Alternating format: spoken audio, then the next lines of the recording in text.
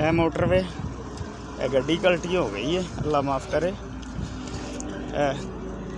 लाहौरों आ रही सी मुल्तान जा रही है, तो अब्दुल कीम तो 65 किलोमीटर पीछे गलती हो गई है। बस से सच को बच गया, अल्लाह खैर। आंदे ने चोटां आईयां ने शदीद, वो मई भी पिछे निकली बेचारी। अच्छा, हुण विच कोई शायद को नहीं विच तो कोई लगा, सट्टां बड़ियां लगियां ने, बस भरी हुई सी। हाँ बस तो भरी हुई सी ना, एक तो उल्टी है। ओ उत्थों आई ओ वेख, ओ तो उल्टी है, हादसा है। ते अल्लाह माफ़ करे जी, सट्टां चोटां लगियां ने, अल्लाह माफ़ करे जी।